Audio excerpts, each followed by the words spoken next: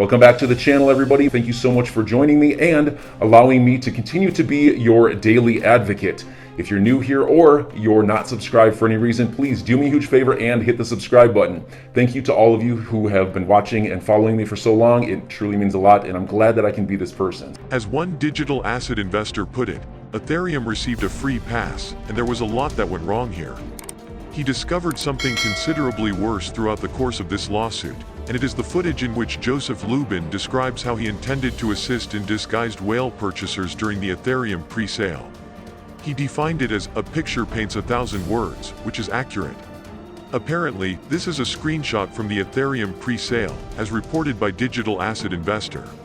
Let's have a listen. So, there you have it. All they needed was an email address to identify the masked whales who were participating in the Ethereum ICO. To add to that, James Phelan put this out. In today's ruling, Judge Torres ordered 3 documents unsealed now, 172-1. The notice of Brad Garlinghouse deposition in the Security and Exchange Commission formal investigation, 179-4. A Chris Larson email string, and 179-5. A Brad Garlinghouse email. Interestingly, as has been the case throughout this probe, Chris Larson and Brad Garlinghouse have been under more scrutiny than anybody else in the industry, yet they have remained as clean as a whistle at every step. They have not been accused of fraud or anything of the kind. They sent out an email from Chris Larson and Brad Garlinghouse that was essentially phrased in the manner of the pros that they have always been. In the email, Larson says, "From Ripple perspective, we could not be more excited about X-border payments using blockchain and digital assets like XRP over SWIFT.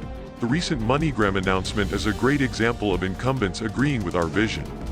Our view is to grow at full speed into these huge opportunities. We are hiring as fast as we can. At the same time, funds like XPring are investing in new additional verticals and teams. There are many, many great opportunities." Of course, that is not the whole email, but I cannot just read out the entire email thread as then the video will get too long. However, I should point out that there is no specific proof for the Security and Exchange Commission in these emails.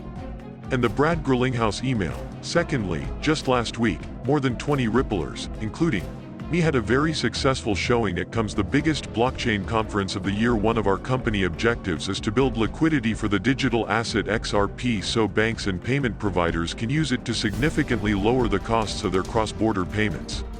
Our primary goal at Consensus was to advance deals with digital at exchanges and payment providers that build 3P liquidity and payment volume.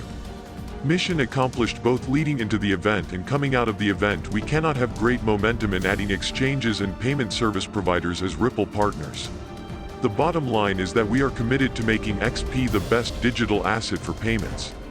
While cannot predict future market dynamics, this is a very exciting time for us as the market is recognizing CRP real use case liquidity for cross-border payments and technical superiority compared to other digital assets. So, do you see anything that is going to hurt XRP? This is something I have been saying for a long time. All of this stuff you are looking at is either a stage set and everything we are witnessing is a movie, or there is something very horrible going on here. I am not sure which it is. There is a middle ground in this situation, which is that everything has been arranged by the government and all of the other things. Then there is the possibility of a few bad actors thrown in for good measure. That is sort of where I am leaning right now, and a lot of stuff was planned a long time ago, so I am not surprised.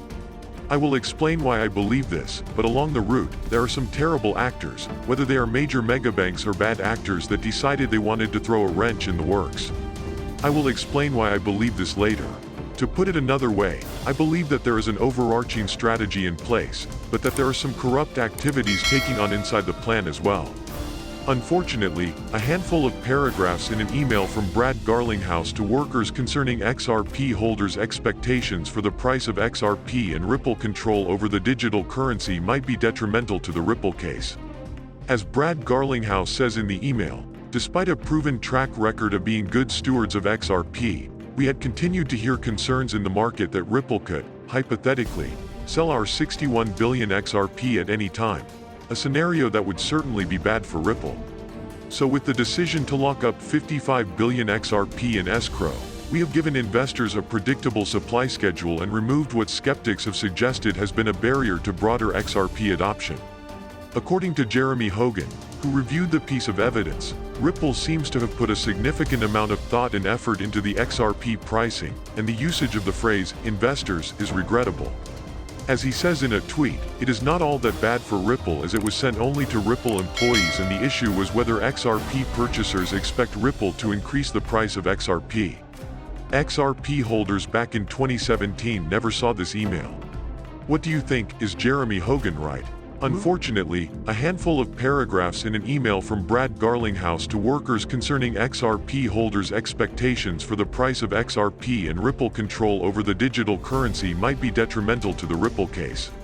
As Brad Garlinghouse says in the email, despite a proven track record of being good stewards of XRP, we had continued to hear concerns in the market that Ripple could, hypothetically, sell our 61 billion XRP at any time, a scenario that would certainly be bad for Ripple. So with the decision to lock up 55 billion XRP in escrow, we have given investors a predictable supply schedule and removed what skeptics have suggested has been a barrier to broader XRP adoption.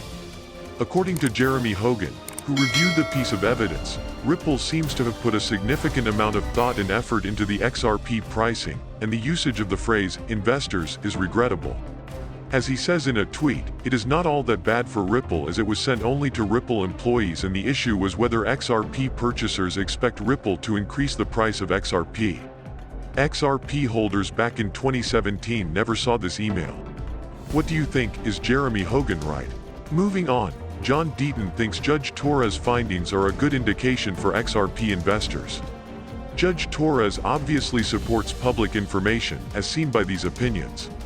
Deaton says that what these rulings clearly show is that Judge Torres favors public disclosure. Ripple cannot seal certain documents, that is legal. The same applies to the Security and Exchange Commission. Think ahead, we may ultimately get to see the 63 Hinman emails. We may eventually be able to view the 63 Hinman emails. I do not think we will ever see the 63 Hinman emails because I do not think they will be able to show you those emails. It would, in my opinion, place much too much pressure on not just the Security and Exchange Commission but also the CFTC. I feel that many of these branches of government were engaged in all of this and that they do not want to be in the limelight. So, will the judge also disclose emails of Hinman's speech? So, could Judge Torres stepping in means that the lawsuit might end in August as Hogan predicted? But at the time, Hogan expected a 5-month briefing schedule before the judge even gets the case to make a decision, which could take about 3 months. If we take the DPP chapter into account, that could mean the case will not be over before 2023. He added that the parties can stipulate a shorter time frame and the judge would agree with that. But do you think the Security and Exchange Commission would agree to shorter time frames? So enjoy your day, everybody. I'm always here for you.